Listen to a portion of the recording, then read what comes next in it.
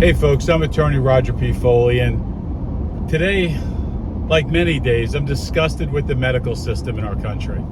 Not about who pays and who has coverage, but about the competency of doctors and nurses and medical professionals. I know there's lawyers that are just as incompetent. I just don't, prescribe to any of them. So, a couple months ago, my dad told me that he was having foot pain. And he said he went to the doctor, and he went to his kidney doctor because he has some other health issues. And his kidney doctor looks at his foot and goes, "Yep, that's gout." And I go, "Dad, you can't die. You could be pretty sure, but there's a diagnostic test.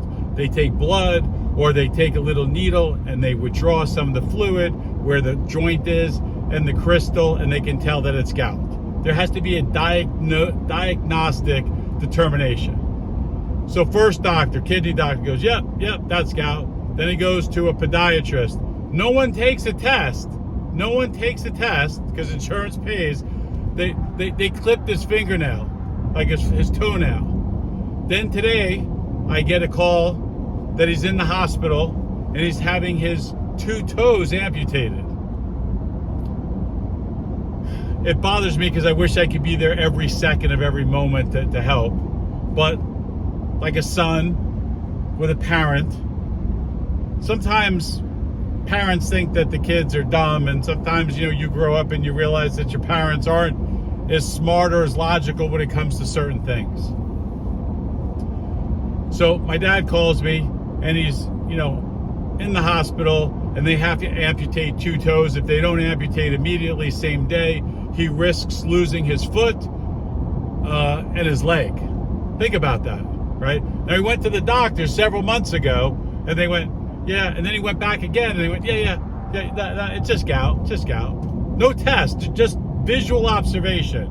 That's like a dentist looking in your mouth, and somehow he can see into the root, or a heart surgeon looking at your chest, and maybe you go like this, and all of a sudden he can see the valves. It's ridiculous, and that's what happens. And as people get older, when you get older, you go back in time a little bit, right? There may be some of your faculties that are 100% like, hey, you've aged and you're a senior and you have top-notch thought on things because you have experience.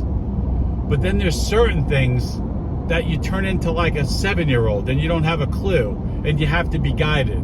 And you rely on your doctor or your medical professional.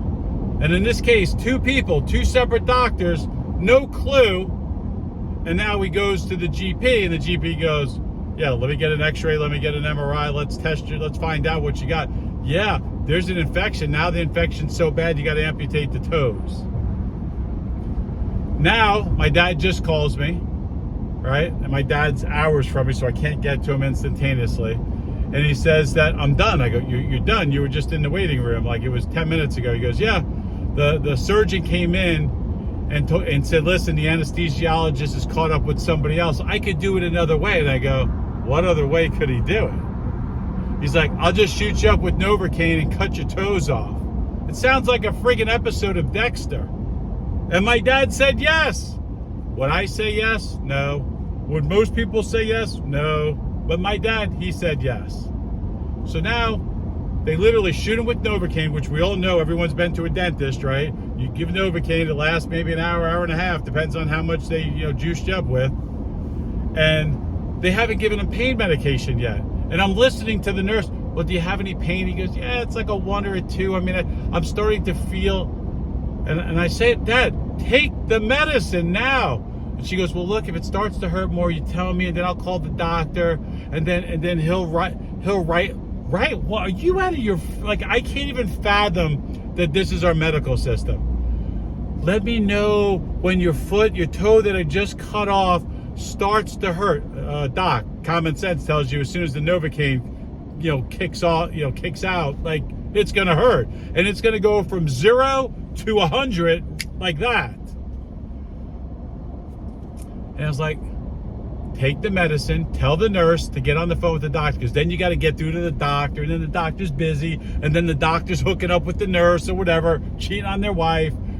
Come on. The medication should already be there. he should have some level. I'm not saying dope up, but I'm saying have something, because it's going to increase drastically. Well, I'll let you know. And then the nurse walks away, and I'm like yelling into the phone like a maniac. Not quite, but I'm raising my voice. This is our medical system. Like, okay, a bunch of doctors, you guys come on and go, it probably didn't hurt that much. Hey, let me chop off your toe. Let me see how it feels.